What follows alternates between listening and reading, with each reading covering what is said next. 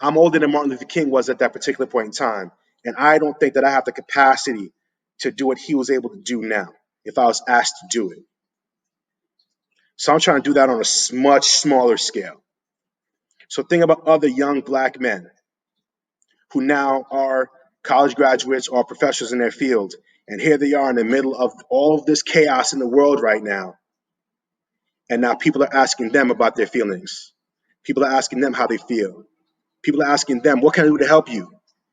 And they're not even sure yet because they don't know, which is why I expressed the same thing in my last video when I said sometimes I don't have all the answers.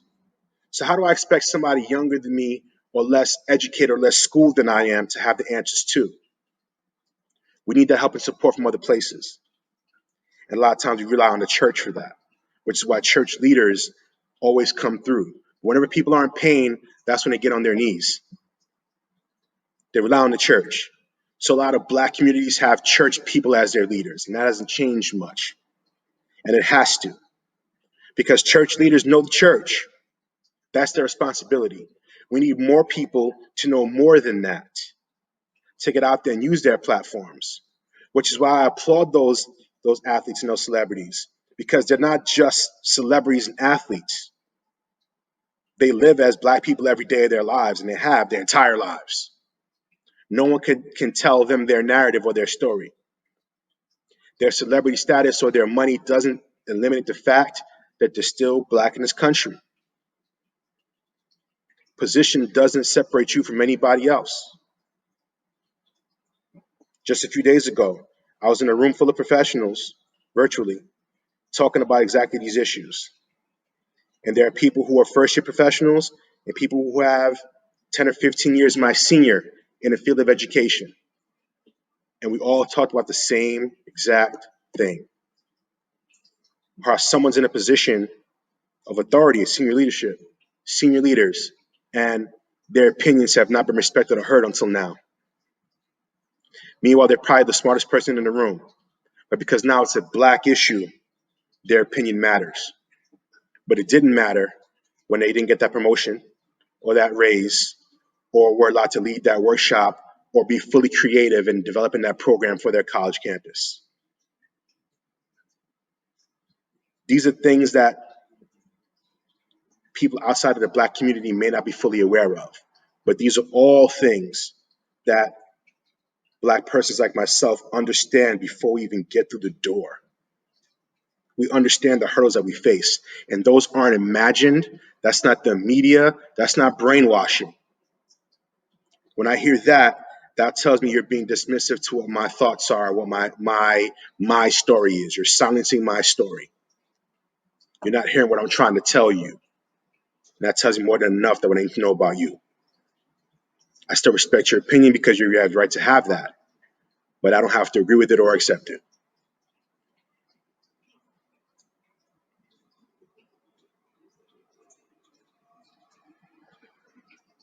When we talk about other leaders, since it's June, and one of my favorite black leaders is James Baldwin.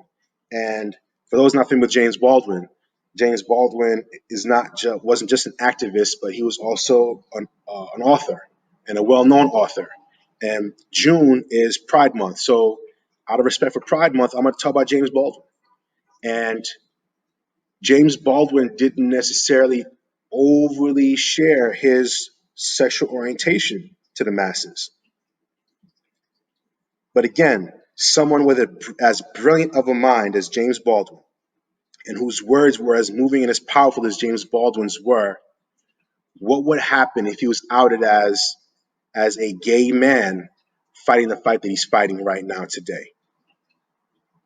He was doubly oppressed in that sense because in the 60s, 70s, he's somebody who is outspoken.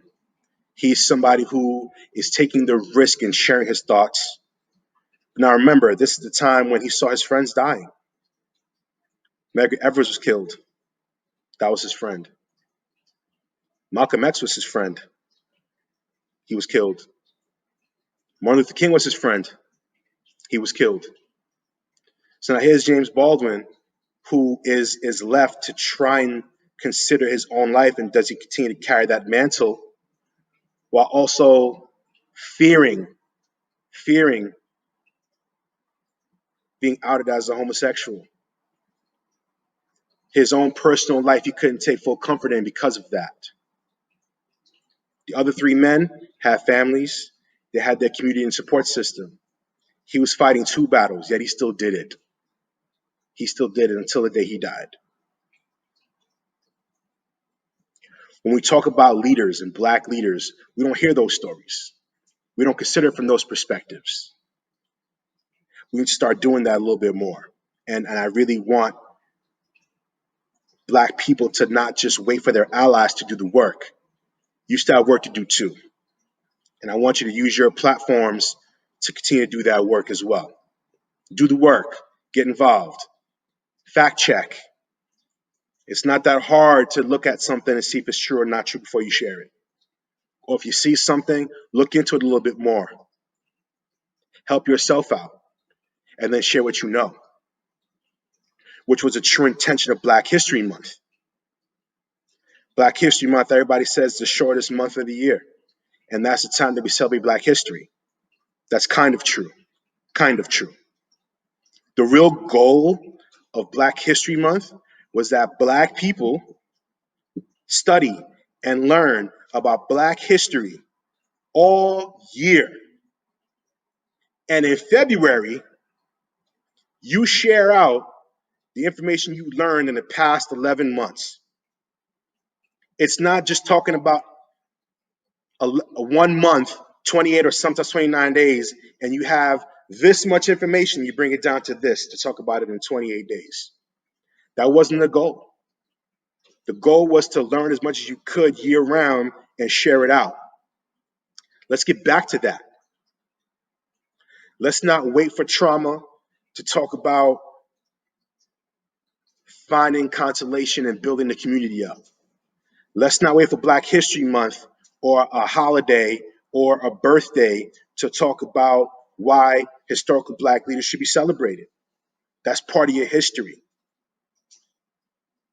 Know why they're important to you or should be. Do more for yourself. Ask questions. Look it up. Watch the documentaries. Read the books. Get involved in that. Get your hands dirty. Because that's to me, that's the best way that you're going to learn. And the more that you learn, the more scary you can become, because now your brain and your knowledge are now weapons as well, not just your skin. Black skin has been weaponized. But one of the scariest things for an oppressive society is an educated Black man or an educated Black woman. So if you want to weaponize yourself, that's one way to do it too. It's not just about taking up arms. Sometimes the pen is mightier than the sword. You could protest, you could riot, you could loot. What's going to happen next week? Is that going to change the policy? It could be temporary, but what's going to cause long-standing change? We need the people to get into those spaces that's going to change the system of oppression. The system of oppression. And it's not going to happen in a year or 2 years or maybe in 10 years. We need more time than that. But it's not going to happen unless you get your face into those spaces. Don't wait for the ally. You could be angry, but do the work too. Get involved. Get into those spaces and make change. Know who your Congress people are in your area, or your councilman or your councilwoman. Know who those people are. Get involved with your community at a micro level before you work to the macro level. The ripples can cause the waves, but it doesn't happen if you're not in the know. I'm gonna give a shout out to one of my friends in the group right now, Sensei Mark. When he opened his martial arts school, his mixed martial arts school, had a grand opening. There were council people there. There were townspeople, there were representatives that were there at his place of business. A Black-owned business, but the people who were there saw the people in the town who represented them with legislation. So for younger people who lived in the town and are going just to get their workout in mixed martial arts now see people in their town who are council people, who sit on boards, who are making decisions for them and not even realizing they make decisions for them. You got to know who those people are. You got to make those connections. You got to do the work. You can't, just like we can't expect our allies to just sit and learn from us. We have to make sure that we make ourselves proactive as well. Don't just rely on someone to give you the information. Go get it. It's out there. Go get it.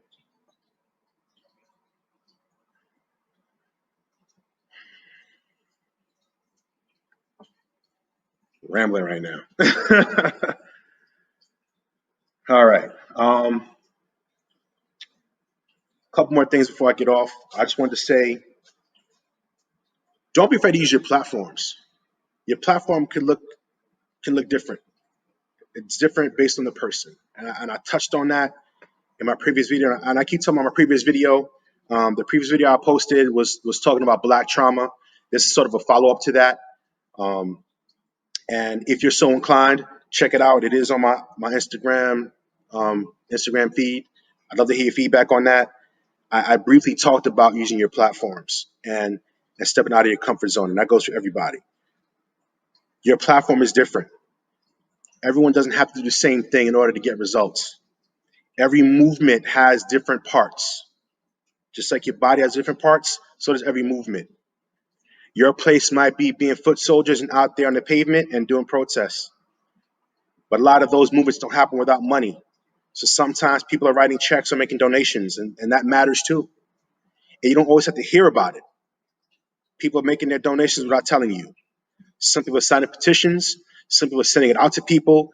A lot of people doing a lot of different things in a lot of different ways. No one way is better than the other one, as long as you're doing something. And whether you're black, non-black, or however you identify, silence is not okay to a degree. Again, silence doesn't mean just being quiet and watching and doing nothing. I'll differentiate between silence and neutrality. Some people are quiet now, but it doesn't mean that they're neutral. Some people who are neutral are the ones that are the most scary. And I think it was Bishop Desmond Tutu who had a story or a quote about neutrality. It's one of my favorites. If an elephant is stepping on the tail of a mouse and you say you are neutral, the mouse will not appreciate your neutrality. So if you say you're not taking a side, you are taking a side. If the elephant has his foot on the tail of the mouse, you should say, hey, you're stepping on his tail, get off. If you don't, your inaction is making a decision saying that you're okay with what's going on right now and you're siding with the elephant. As silly as an analogy that might be, that's kind of what's happening right now. Too many people are saying, I don't want to get involved. This is not my fight, or this is against what I believe in. This is political. I don't want to do that. All lives matter. That's what that's saying. It's saying because you don't want to pick a side and be neutral that it's okay, and it's not okay. So for those who have a platform, use it. You've encouraged me to use my platforms more. So I thank you for that. I'm going to try and do this more often. The next time I get on live, it's not going to be me lecturing and talking. I want to find people who want to engage in exchange and dialogue, who want to talk, who want to share ideas, because anybody who watches that can hopefully gain from that. But for those that tuned in and listened to this far, I appreciate that as well. Because sometimes I'm not sure why anyone wants to listen to anything I have to say. So I'm glad that anybody chooses to do that. With that said, I'm getting out. Want to hit me up, DM, text, call, whatever.